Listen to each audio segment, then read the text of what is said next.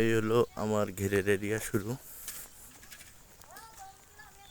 এই যে এখান থেকে এটা হলো সাতক্ষীরার একটি বাগদা ঘের, বাগদা চিংড়ি প্রকল্প।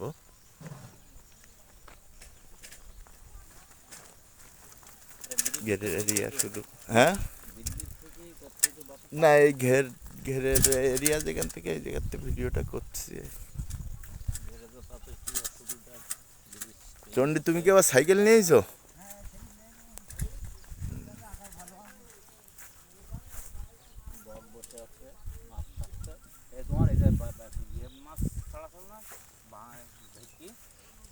না সে বছর না, গত বছরে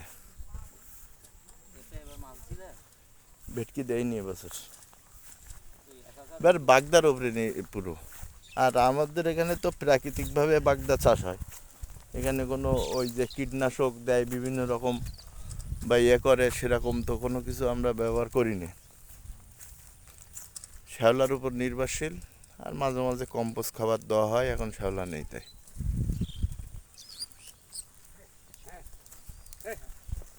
বৃষ্টি তো এসে যাচ্ছে।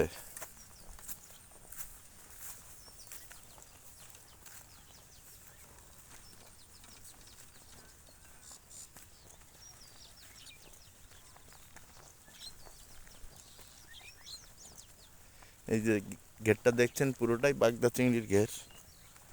এখন বর্ষা মৌসুম পার হয়ে গেছে, কিছু সাদা মাছ আছে।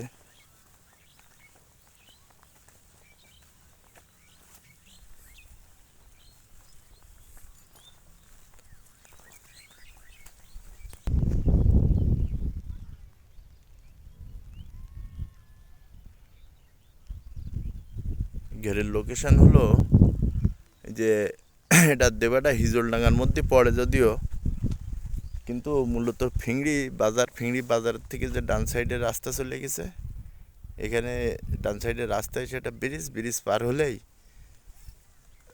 ঘেরটা এসে পৌঁছায়। আমরা সাতক্ষীরার দিয়ে যাতায়াত করি, দেবাটা ঘুরে আসতে হয় না। এটা দেবাটা শেষ মাথা, কুলিয়া ইউনিয়নের মধ্যে পড়েছে, হিজলডাঙ্গা গ্রাম। ওই যে দূরে দেখা যাচ্ছে ওই হলো আমার ঘেরের বাসা।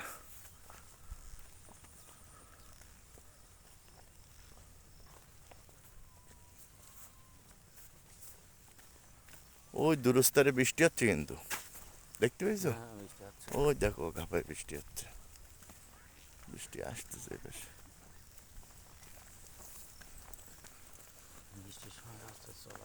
এই মোটরসাইকেল আসতো। বেরোনোর সময় তো কাদা হয়ে যেত। ধান তাই তো ভালো ধান হয়েছে। ও পিছনে কি গাছ লাগাইছে না বাবলা? তাই তো ও তো বেশ ফাইন দেখা যাচ্ছে নদীর ধারে। না আমি একটু যাই, বাসার দিক যাই। পুকুর তো কাটা নিলেন, আবার বুঝাই দেবেন। ধান লাগালে তাও ব্যবসা হবে। হ্যাঁ, বুদ্ধি খারাপ করিনি।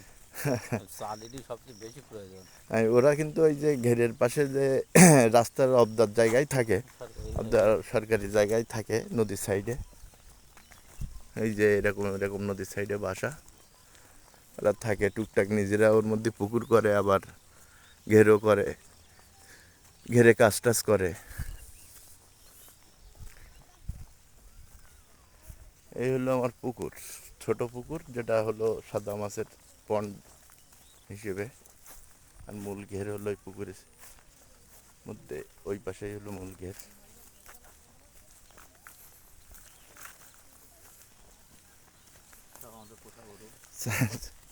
ছাড়া থাকে গরু।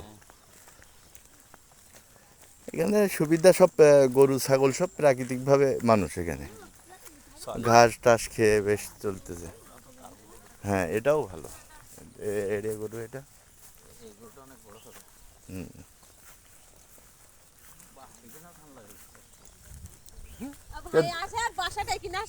তাই না? বর্ষা তো প্রতিদিন হচ্ছে। এই তো বর্ষা আসা ভালো, ধান তো ভালো হয়েছে, বর্ষা আসলে তো ধান ভালো হবে। একটু দেরি হয়ে গেছে।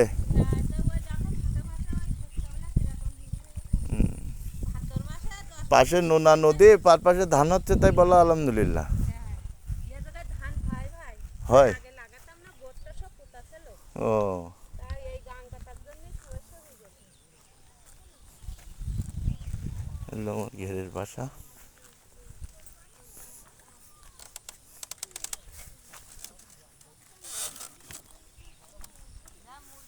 এই কল্লা গাছের ডোবগুলো, পাতাগুলো কি ঘুরি দেখ, ছিঁড়ি ছিঁড়ি ঘুরি।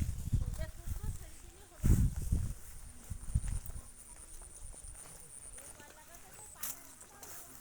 ভাই চারা দিয়েছেন নাকি এতে? খরগোশ কই? বাহ, হ্যাঁ বড় হয়ে গেছে।